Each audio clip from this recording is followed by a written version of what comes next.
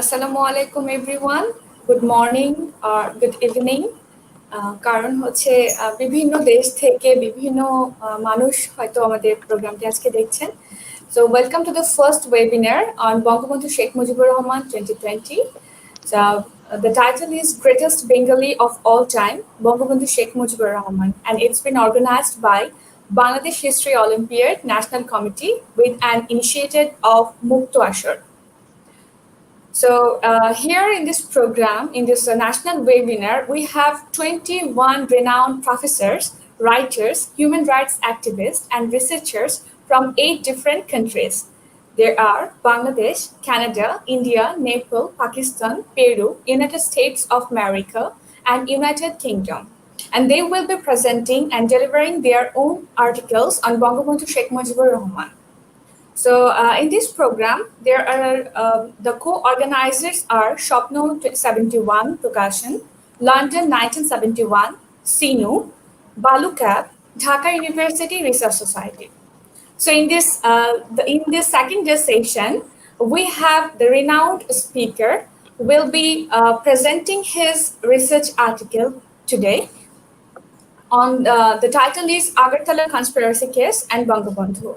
So before introducing him, I want to mention some of his area of interest, that our today's speaker is highly interested on independent geopolitical analysis with a special interest in the political history of the Indian subcontinent and political relationship between East and West Pakistan since the partition of the Indian subcontinent. And another important area of his research, that is Pakistan and its deep state enigma establishment. So let's welcome our honorable speaker tonight, Priyojit Debsarkar. Adab sir, ভালো আছেন? আদাব আপা, কেমন আছেন? ভালো, good evening. জি, আমি ভালো আছি। খুব ভালো লাগছে আপনাকে পেয়ে। আর আপনার আর্টিকেলটা অ্যাবস্ট্রাক্টটা আমরা পড়েছি বা আমি পড়লাম। So it's very amazing. I hope যে পেপারটা আমরা আজকে আপনার কাছ থেকে শুনতে যাচ্ছি কি ফাইন্ডিংসগুলো। তো কনসেপ্টটা কিন্তু খুবই মানে টার্গেটেড একটা concept, Agartala Conspiracy Case and Bangabandhu, which is a very much important part of our national independence. Sir, with your kind consent, I'm going to read your abstract that you have sent to this platform. So may I? Sure. Thank you. So the abstract of the article is Agartala Conspiracy Case, constructed by the despot dictator Ayub Khan and the brutal military regime, had the only one objective: to obstruct Sheikh Mujibur Rahman's vision and voice. Diametric opposite result transpired as the result. Bangabandhu, friend of Bengal, would be transformed into the undisputed leader of the people and single-handedly maneuver the democratic mandate of the masses as per the leader of the people, and single-handed maneuver the democratic mandate of the masses as perhaps the only free and fair elections in the history of Pakistan since 1947. The sham of a trial was always a tool in the hands of the military establishment in the history of the subcontinent, be it the tale of Sri Aurobindo Ghosh in 1908, the Meerut conspiracy case in 1930, the Indian National Army trials in 1945. So আমাদের আজকের সেশনের যে টপিকটা নিয়ে আমাদের আজকে কথা হবে, স্যারের যে আর্টিকেলটা, টাইটেলটা হচ্ছে Agartala Conspiracy Case and Bangabandhu. Sir, now it's up to you. We are eagerly waiting to hear from you. Thank you very much. Thank you. First of all, আমি এটা শুরু করতে চাই যে yesterday, কালকে 15th August, we remember the brutal assassination of Bangabandhu Sheikh Mujibur Rahman. So my condolences and my deep respect to the entire family and the nation of Bangladesh. And secondly, I would like to very much thank you, Bangladesh History Olympiad, Mukto Ashar, Shopno 71, and all the other organizations you have mentioned for giving me the opportunity to submit my analysis on the Agartala conspiracy case. So I'm really grateful. So আমি একটাই যেটা আমি একটু বলতে চাই যে because I have drafted my article in English, and I've done most of my research in London. তো ওই জন্য I will be speaking mostly in the English language because my article is on that. কিন্তু কিছু কিছু আমরা বাংলাতেও এটার interpretation করে এটা ইন্টারাকশন করতে পারি. So we can do that as well. Thank you very much. So I will just start.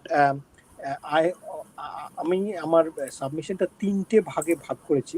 একটা হচ্ছে যে first I will go through the bit history from 1947 up to 71 in which the key moments বা key year যেগুলো ছিল leading up to the Agartala conspiracy case of 1969. তো তার আগের কয়েকটা vital কিছু landmark সাল বা ঘটনা বা event we will discuss that. Second part will be mainly the Agartala conspiracy case itself and what the case was and what was the outcome and so on and so forth.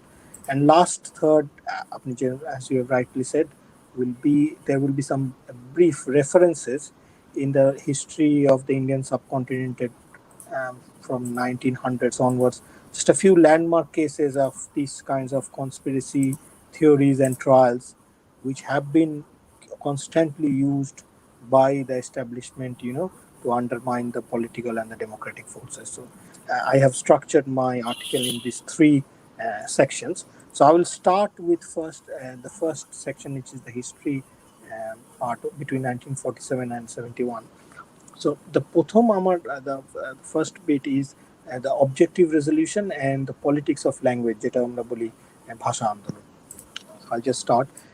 On 7th March 1949, Prime Minister of Pakistan, Liaquat Ali Khan, presented a 12-point objective resolution which has the basis of the future constitution of Pakistan.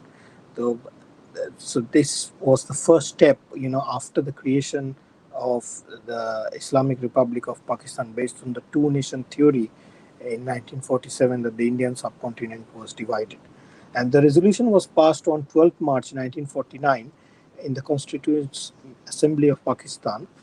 And the Article 2, especially of these 12 points, created the basis of a theological statehood, instead as firstly conceived or perceived as a secular state by some people. But that was cleared out in this Article 2, that only Islam and followers of the religion of Islam can only become the key, post holder, including the president of Pakistan. So it became the fundamental founding stone for the future, course of political history of Pakistan. And this event itself has been termed as probably the most important historic event after the independence of Pakistan. So the objective resolution is very important. But when this was proposed, there were like very lot of liberal free thinkers, both in East and West Wing, who deeply criticized this article, and they said that this is not the state that they wanted it to be, going forward. Some of them key persons who raised their voices were Birat Chandra Mandal, Shishir Chandra Chattopadhyay, and Ayaz Amir. In 1949, objective resolution not only exposed the complete fallacy of Jinnah's proposition of a successful transforming of an overwhelming Muslim majority, but a Punjabi-dominated West Pakistan into a secular, decisional social democracy, but also brought about a pleasant landlord fortnight between the East and the West. The relevance of the objective resolution is here, thus is formed the political basis in the foreseeable imposition of Urdu language on the Bengali people population of East Pakistan, comprising of the two federating units of West and East. So this, again, the objective resolution laid the foundation of a language discrimination or an imposition of the Urdu language on the entire state of Pakistan. The Urdu-speaking communities were far less in number than the Bengali speaking communities. If you do a political or a total geopolitical demography of the entire state. However, due to the minority religion of Urdu was imposed throughout both East and West. In retaliation to this, especially in the East Pakistan, the all-party Pakistani Awami League Muslim Party was formed in Rose Garden, which is the old part of Dhaka, in 1949, and it broke away from the Muslim League of Pakistan. Maulana Abdul Bhashani was selected the first president, Shamsul Haq was the first general secretary, and Sheikh Mujibur Rahman became the first joint secretary of this newly formed party. So this was probably the first time that Sheikh Mujib was getting introduced to the discriminatory policies or the attitude of to create a captive, province or a captive market inside the Union of Pakistan to exploit and to impose their way of transaction and relation from the west to the east. The second other important, there are a few landmarks.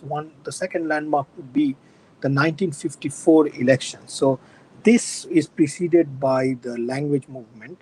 So in 1942, the students of Dhaka University were up in arms because of the Pakistani government's declaring Urdu as the only state language of Pakistan.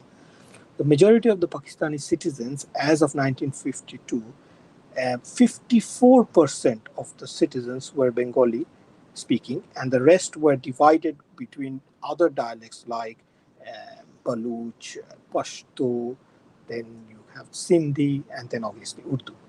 The governor of East Bengal, Khwaja Nasimuddin, he defended the Urdu-only policy, and then in a public meeting on 27 January 1952, it was announced that this Urdu language will become the official language of the state of Pakistan. So this laid the foundation of the first friction stone between the East and the West. So the language movement, we all know what happened. I'm not going into too much detail into the language movement because I think there are some other speakers who might be speaking in more detail about the movement itself. But the language movement created the basic premise on which the politicians, the public, and the constituents of the eastern wing felt completely annihilated from the west, and we could see a very much high-handed intervention of military might. So when the protests were taking place rather peacefully, the students were fired upon and a lot of people lost their lives. And then we know on 21st February 1952, we the date was later enshrined in history by the United Nations as the International Mother Language Day. So the elections of 1954, which followed, and the language movement created the first ever, friction and like a bone of contention between the East and the West. The next important part of this would be the one unit or the artificial intervention. So this was leading to the creation of the military dictatorship or the dismissing of the democratic forces and the emergence of the military might from West Pakistan, from Raul Pindi as its general headquarters, to propagate the sense of power. So the idea of creation of a new one unit to counter the ethnic linguistic makeup of both East and West Pakistan, which consist of various different languages and ethnicities. The one unit policy was introduced to undermine this mandate and to create in the 1954 elections in East Bengal and to reimpose this Urdu and under the objective resolution as the political tool. As the population of the East Pakistan altogether was more than 50% of the total population of Pakistan, it was inevitable that only the Bengali language and the Bengali speaking population should be given their equal right. The West Pakistani administration embarked on a campaign to make the Urdu as the only state language, but they failed miserably. In order to make this a change in demographics, local vernacular languages, especially in the areas of Baluchistan, Sindh, and the Pakhtun belt, were also dissolved, and they were also forced to follow the Urdu curriculum. The move to make Urdu compulsory created resentment not only in East but also in Baluchistan and other parts of the Pashtun belt, and the northwest frontier province, which is bordering Afghanistan in today's context. Iskandar Mirza was a very avid he later became was one of the very important political figures, as we will see later on. Avid supporters of the one unit single policy, integrating the provinces of West and East Pakistan into one identity under the control of the military establishment of the GHQ General Headquarters based in Raul, Pindi, West Pakistan. An official announcement was one unit was carried out on 14th October 1955. All the provinces, states, and tribal areas of West Pakistan were merged into one unit, and Lahore became the provincial capital. The military establishment of the ever growing powerful GHQ came down heavily on those who opposed the idea.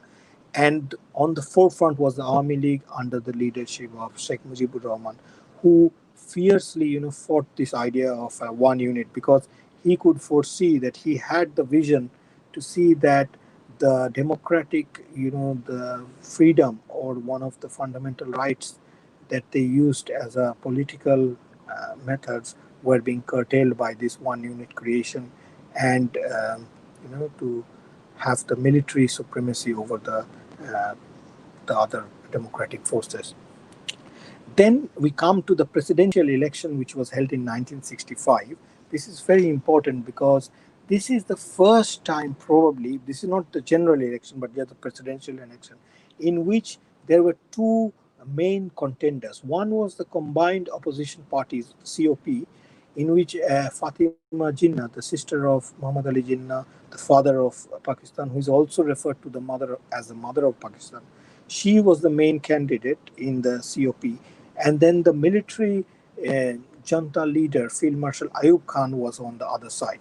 Now, the COP consisted of many parties of the West, but also from the East, which is the Army League. So the COP was really a pan-Pakistani party which has representation and support from both the wings.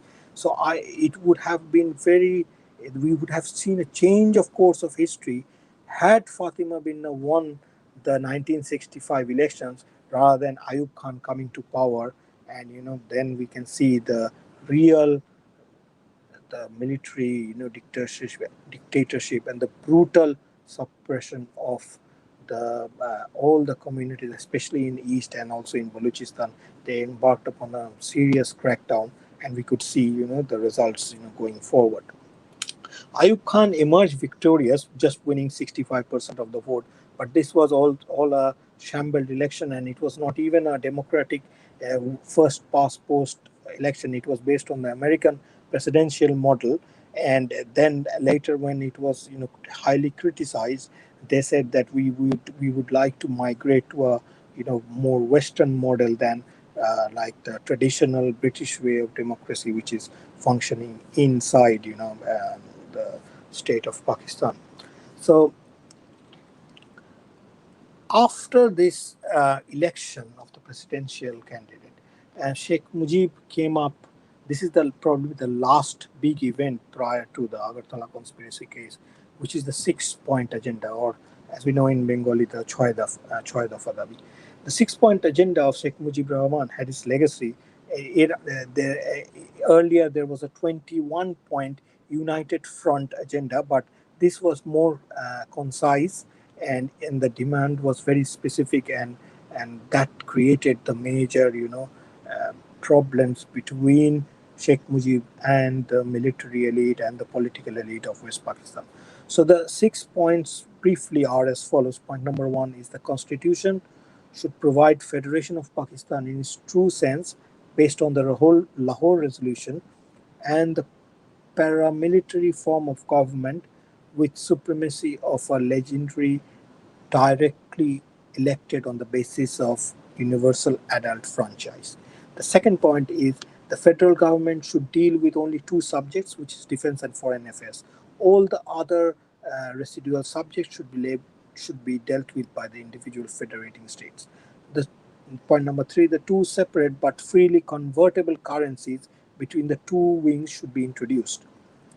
If this is not feasible, there should be one currency for the whole country, but effective constitutional provision should be introduced to stop the flight of capital from east to west, because there was a serious grievance that jute, which was the major cash crop, or as we say the dollar currency earner for the state of Pakistan, was predominantly grown and produced most, and then the finished products was done in east.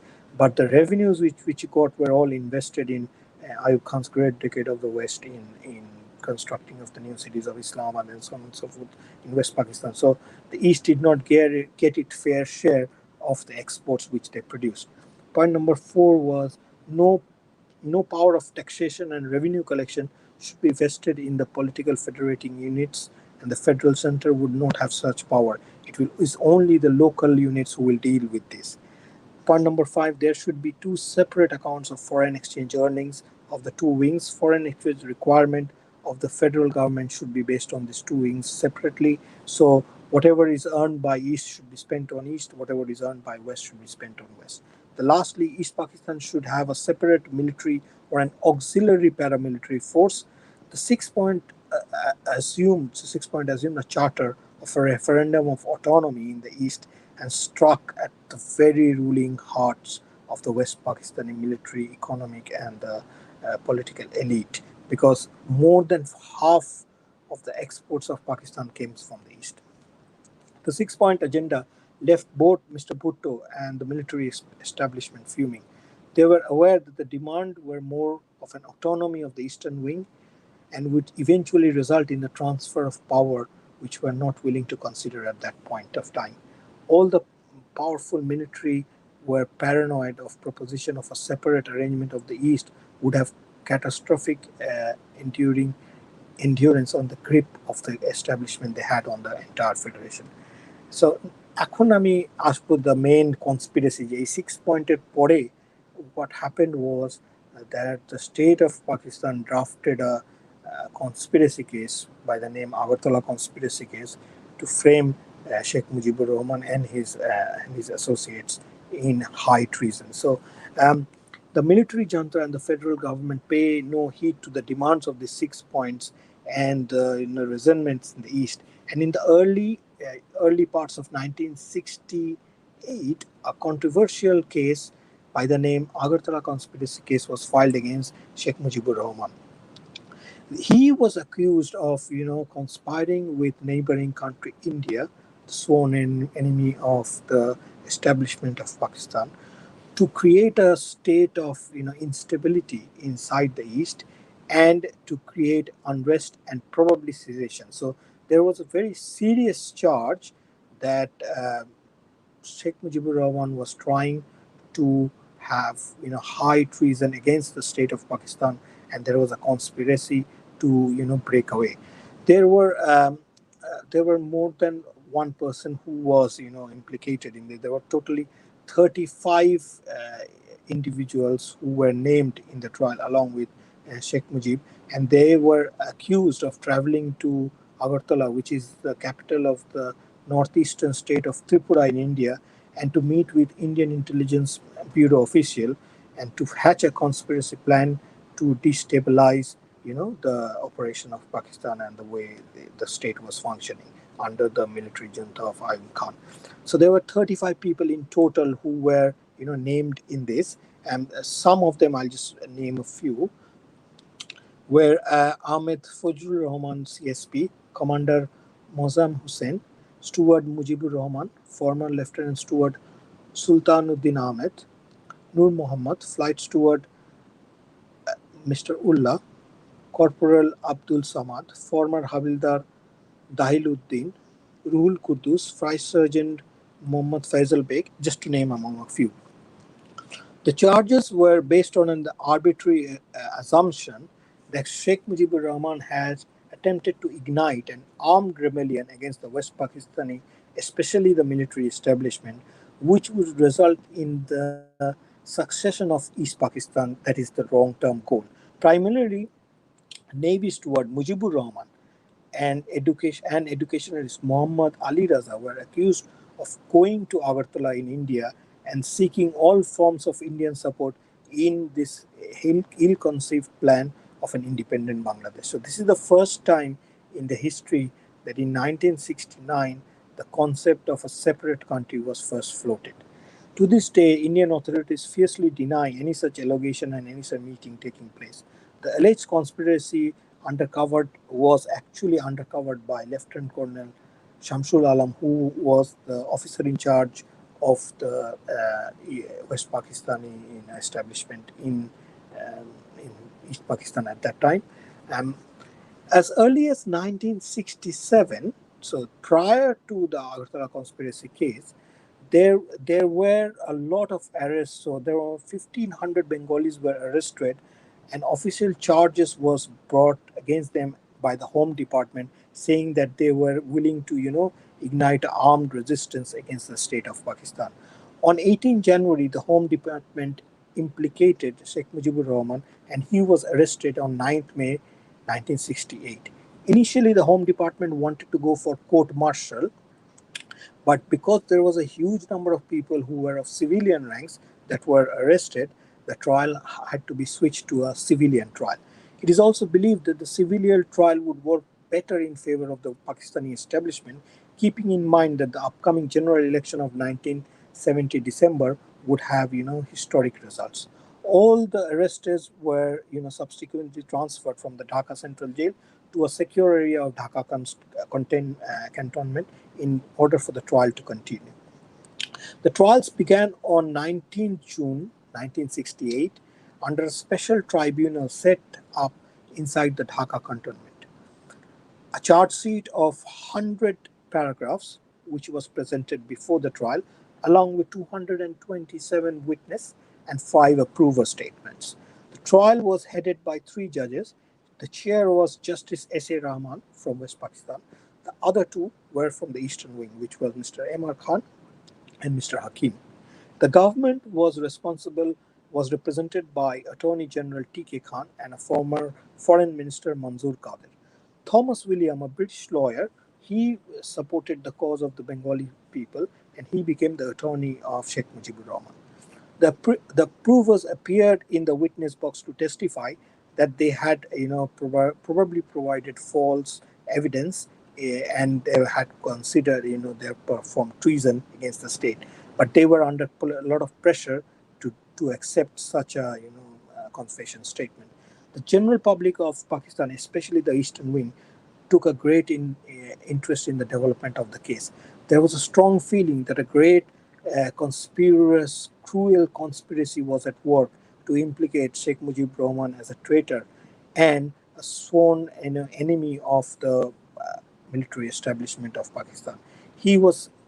The military establishment view was India was also involved in this conspiracy, and then they had a greater game plan to dismember Pakistan using Sheikh Mujib Rahman as their frontman to perform this kind of act. A lot of protests and mass movements were organized in East Pakistan as the public demanded that the state should withdraw the case and immediately set everybody free. Prior to the judgment of the Agartala conspiracy case coming out, there is something which is the 1969, the first rebellion. So we know that in 1970 the military crackdown happened in Searchlight, and then the resistance, the Mukti Bahini, started the first freedom movement in Bangladesh. But the 1969 was the first uprising. This is just after during this Agartala conspiracy case was happening, and this is the time that the Bengali people first violently reacted to this constructed case, and it's a fake and a conspiracy cruel evil case framed against Sheikh Mujibur Rahman. The government decided 6th February 1969 as a final date, but the intensity of the protest grew, and then the government was forced to extend the date. So on 15th February, a West Pakistani soldier shot dead one of the accused, Jarul Haq, at point blank inside the Dhaka cantonment. So the accused was executed before any judgment was issued. So this was the state of affairs in the legal process of such an important high level conspiracy case. The news of this cold-blooded murder spread like wildfire in Pakistan. A frenzied mob set fire to the state guest house in which the chief lawyer and the tribunal resided. Both of them managed to escape unharmed, but due to the arson, many of the case files and the evidence were burnt forever. The mob also set fire to a number of office buildings and establishments, and then an atmosphere of civil disobedience and a complete collapse of the iron grip of the armed forces of Pakistan was ever impending. In an event of such an hopeless situation in the East as the 1969 uprising, the government of Pakistan finally, on 22nd February, announced that it would withdraw the case and it would set free everybody of the accused. So on 23rd of February, Sheikh Mujibur Rahman was given a grand reception by the people of the East Pakistan at the racecourse ground, and this is the place where he was given the title of Bangabandhu, the friend of Bengal. So from 23rd February 1969, after he got acquitted from the Agartala conspiracy case, he became known as Bangabandhu Sheikh Mujibur Rahman, whose 100th birthday we are celebrating today in view of this webinar. So this case and its effect has a very deep, profound impact on the politics of the West. There are some very quick points I want to mention on the 1969 uprising, and this uprising, failed this, and it failed the plan of the West Pakistan, especially the military elite like General Yahya Khan and Ayub Khan. So Ayub Khan had to resign his post, like he gave up because of this failure, and General Yahya Khan took over as the chief of the staff, and then we know what happened in 1970. So prior to the 1970 movement, the 1969 Agartala conspiracy case's verdict and the uprising was a landmark moment in the history of Bangladesh. And as I mentioned earlier, there were a few other historical references and conspiracy theory cases. So there, I will give just three examples very quickly. One is the Alipur bomb case, which was in 1905 which was framed against Rishi Aurobindo, and this was one of the cases in which the British establishment tried to, curb him as a main, political contender. And this is the time during 1905 when the partition of Bengal was taking place between East Bengal and West Bengal. So this Alipur bomb case was one of the cases which changed the course of the Indian history of the history of the Indian subcontinent. Next, I'll come to the Meerut conspiracy case. This is again in between 1929 and 1933. This case pertains not to political movements directly, but this was due to the movement of goods and trade linked to the Indian railway system, and leftist trade union leaders. They they were charged under this Meerut conspiracy case by the British government. The last reference I will give to which is very important in regards to Bangladesh, is the Raul Pindi conspiracy case, and this was again first implicated in 1951. There was a Major General Akbar Khan of the West Pakistani establishment, who attempted to do the first coup to oust Prime Minister Liaquat Ali Khan of Pakistan in 1951.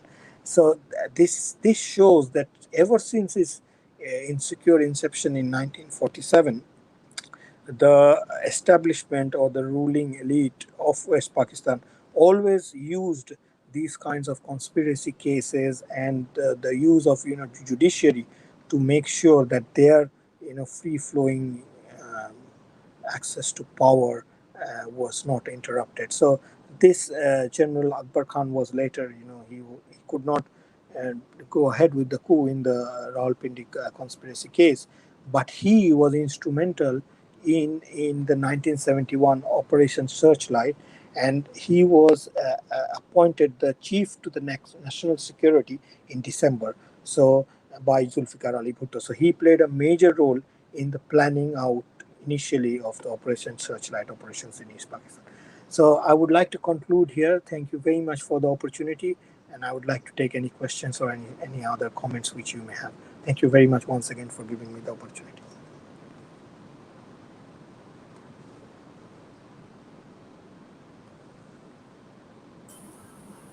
Thank you, sir. It was great presentation of a very important concept that from your paper that you have prepared for this conference. So,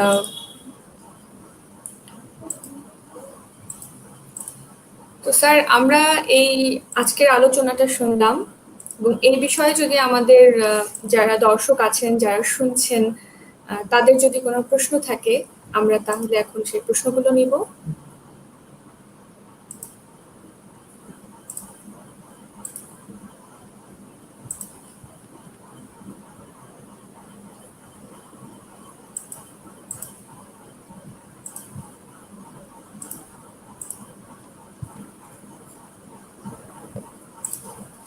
আচ্ছা sir, প্রশ্নগুলো আমরা হয়তো পেয়ে যাব খুব দ্রুতই। তো sir, Agartala conspiracy case যেটা নিয়ে আপনি স্টাডি করেছেন, যেটা আপনার পাকিস্তানি গভর্নমেন্ট ফাইল করেছিল 1968-এ, এবং এটা ছিল শেখ মুজিব সহ আরো 34 জন বেঙ্গলি সিভিল এবং মিলিটারি অফিসার্সদের এগেইনস্টে। তো সেই সময় তারা অ্যাকিউজড হয়েছিল যে আপনার with the conspiring for the secession of East Pakistan from the rest of the Pakistan. তো এই এক্স্যাক্টলি এই প্লটটাকে যে এক্স্যাক্টলি আমাদের জাতির পিতা বঙ্গবন্ধু শেখ মুজিবুর রহমান, যিনি তখন one of the prominent leaders, উনি খুব লড়ছেন দেশের জন্য, কাজ করছেন, এতটা ডেডিকেটেড, এতটা ব্রত ছিলেন। তো সেই সময়টায় মানে ধরেন স্যার, এই আগরতলা কনস্পিরেসি কেসের এক্স্যাক্ট ওই মোমেন্টটা যে তাকে 1 নম্বর আসামি করা হলো, এই এই পয়েন্টটাকে মানে এই সময়টাকে আমাদের বঙ্গবন্ধুর জীবনের মানে কতটা ইম্পর্টেন্ট পিরিয়ড ছিল, বা এই বিষয়টা তাকে বঙ্গবন্ধু হয়ে ওঠার পেছনে কতটা মানে অবদান ছিল এক্স্যাক্টলি এই সময়টা, বা উনি কতটা ব্রিলিয়েন্টলি ব্যাপারটাকে হ্যান্ডেল করেছেন, আপনার যদি কোনো অবজারভেশন থাকে। He was the most popular leader in East Pakistan, and also in West Pakistan there was a lot of support for him. Exactly. One argument can be that Uni Chaile, he could have denied his role and he should not have taken part in the trial. But he had faith in the judiciary of the state of Pakistan. So he said, okay, if I have done something, let the courts carry out the due process and find me if I'm guilty. So he had that courage and he had that capability to prove to the masses that he was innocent. And সেই জন্যই যখন আমরা দেখলাম যে 1969 এর uprising হওয়া শুরু হলো, then the deep state of West Pakistan, especially the military and the political elite, they had to drop the case. So there was, this is utter humiliation on their part. সেই জন্যই Ayub Khan has to resign as well, because they could not prove anything. And this framed the grounds, like he came, as I said, he was given the title Bangabandhu first time in 23rd February in the race course. আমরা জানি পরে 7th March-এরও আরেকটা ঘোষণা হয়েছিল তারপরে, but this is the first time that he was given the title Bangabandhu Sheikh Mujibur Rahman, and he became probably the voice of the people of Bengal. So this is a very important moment in the history of the subcontinent. And then we know what then election holo, then we have cyclone Bola, এই অনেকগুলো aspect আছে, but যেহেতু আমি just focus করেছি আগরতলার উপর, so I think this is a very significant moment which a lot of people might overlook, but we have to remember this whenever we are speaking of Bangabandhu Sheikh Mujibur Rahman. Thank you, sir. Sir, আপনার এই কনসেপ্টের সাথে তাল মিলিয়ে আমি বঙ্গবন্ধু শেখ মুজিবুর রহমানের তার একটা উক্তি, তার যে বইটা দ্য আনফিনিশড মেমোয়ার্স, আমি ইংরেজিতে এবং বাংলায় দুটো ভাষাতেই বইটা পড়েছি, এবং it's really a source of inspiration. উনি কত জায়গায় ভ্রমণ করেছেন, দিল্লিতে গিয়েছেন, ট্রেনে ভ্রমণ, তার যে প্রকৃতির প্রতি তার যে একটা মানে ইনার একটা ভিউ ছিল, যে প্রকৃতির প্রতিটা বিষয় তাকে স্পর্শ করত। পাশাপাশি তিনি তার পরিবার বা আশপাশে তার ভ্রমণ সঙ্গী যারা ছিলেন, প্রতিটা মানুষের প্রতি এতটা কনসার্নড তিনি। তো এই বইটা পড়লে কিন্তু এই ছোট ছোট ব্যাপারগুলো খুব লক্ষ্য করা যায়, যেটা একজন পূর্ণাঙ্গ মানুষ হিসেবে তাকে গড়ে তুলেছিলেন। তো এই বিষয়গুলো থেকে আমরা শিক্ষার্থী হিসেবে কিন্তু অনেক কিছু শিখতে পারছি। তো বঙ্গবন্ধু শেখ মুজিবুর রহমান স্যারের বই থেকে একটা কোটেশন যেটা আমাকে খুব ভালো লেগেছে, মার্ক করে রেখেছিলাম। তো as a man, what concerns mankind concerns me. As a Bengali, I am deeply involved in all that concerns Bengalis. This abiding involvement is born of and nourished by love, enduring love, which gives meaning to my politics and to my very being. Sir, এই কোটেশনটা আমার জন্য খুব inspiring, যে মানুষের প্রতি ভালোবাসা কতটা থাকলে তারপর সে তার হোল লাইফ সবকিছুকে ডেডিকেট করতে পারে। স্যার, আপনার আচ্ছা, আমাদের লাইভের সেশন থেকে আমরা কোনো কোয়েশ্চেন এখনো পর্যন্ত পাচ্ছি না। তো আই উইল জাস্ট, আপনি যেরকম একটা কোটেশন দিলেন, আমিও এখানে একটা কোটেশন দিয়েছি, এটা আমার খুবই প্রিয়, যে বঙ্গবন্ধু শেখ মুজিবুর রহমানকে সারা পৃথিবীর চোখে, বাংলাদেশের মানুষ তো নিশ্চয়ই তাকে জাতীয় পিতা হিসেবে দেয়, কিন্তু সারা পৃথিবীর চোখে যদি একটা কোটেশন এটা সাপোরাইজ করতে পারে, I would like to quote the great Bengali poet Annada Shankar রায়, কি যতদিন পদ্মা মেঘনা যমুনা রহিবে বহমান, ততদিনই কীর্তি রহিবে তোমার Sheikh Mujibur Rahman. So I think I will conclude by this quote. Thank you. Exactly sir, এবং এই বছর 2020-তে 15th অগস্ট, এটা যদিও আমরা ন্যাশনাল মোরিং ডে হিসেবে আমরা পালন করছি, একদম প্রতিটা মানুষ দেখছি খুব টাস্ট, তারা ইয়াং জেনারেশন, তারা ধীরে ধীরে এতটা আগ্রহী হয়ে ওঠে to study about this great legend.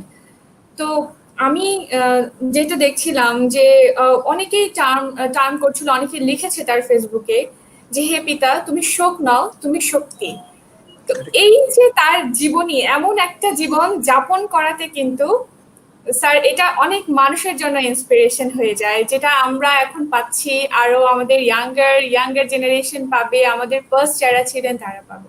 Sir, আপনার ওভারঅল যেই কমিটিটা বা যেই ন্যাশনাল ওয়েবিনারটা অ্যারেঞ্জ করা হয়েছে, যে greatest leader of all time, Bangabandhu Sheikh Mujibur Rahman. I must say the Bangabandhu Sheikh Mujibur Rahman because he is the only one. Correct. He's the founder of our independent Bangladesh. তো sir, এটার কনসেপ্টের সাথে আপনার যে পেপারটা ছিল Agartala conspiracy is very contemporary, it's খুব important একটা chapter আমাদের লিবারেশন ওয়ারের ক্ষেত্রে।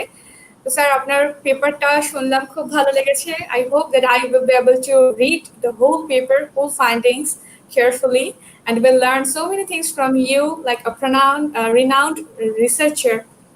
স্যার, আপনি গবেষণা করছেন যে বিষয়গুলো নিয়ে, দ্যাটস আ রিয়েলি কন্টেম্পোরারি, এবং মুক্ত আসর থেকে, বাংলাদেশ হিস্ট্রি অলিম্পিয়াড থেকে আপনার জন্য অনেক অনেক শুভকামনা রইল। এবং আমাদের আগামীকালের অনুষ্ঠানে তিনি স্পিকার হিসেবে থাকবেন, আমি একটু ঘোষণা করে দিচ্ছি, doctor Ashis Kumar Das, professor of history, Rabindra Bharati university, Calcutta. So তিনি কথা বলবেন বঙ্গবন্ধু সিয়াদ লাইফ অ্যান্ড পলিটিক্স। বঙ্গবন্ধুর যে ইয়াং সময়টা, ইয়ত ছিলেন, সেই সময় তার লাইফটা এবং তার পলিটিক্যাল লাইফটা, যেহেতু Bangabandhu mostly was almost all for his whole life he was involved with politics. মনে হয় না যে একটা মুহূর্তের জন্য উনি পলিটিক্স ভুলতে পেরেছেন, দেশের চিন্তা মাথা থেকে সরাতে পেরেছেন, যার কারণে ওনার স্টাডি, ওনার পার্সোনাল লাইফ সবকিছুই এফেক্টেড হয়েছে, পজিটিভলি আর নেগেটিভলি এফেক্টেড হয়েছে। তো স্যার, আপনাকে অনেক অনেক ধন্যবাদ আবারও জানাচ্ছি, এবং অনেক শুভকামনা রইল for your further research areas. Thank you. I wish you all the best. Thank you. Thank you very much. Thank you, sir. Thank you. Thank you. So, as a moderator of today's session, I'm really pleased that we could have arranged this program successfully. So, thank you everyone for listening us. Stay tuned with the Bangladesh History Olympiad. That's the organizer of this national webinar. It's the first national webinar on Bangabandhu. There are so many sessions that will be arranged at different times from 15th August to 28th August. That's a long time, and there are so many renowned scholars, writers, and professional young activists who who will be delivering their special lectures on Bangabandhu. So I hope that you won't miss any single episode, any single talk of this is of a lot of sessions. Thus, as the president of Dhaka University Research Society, I'm really wishing the very best for this program. So thank you all.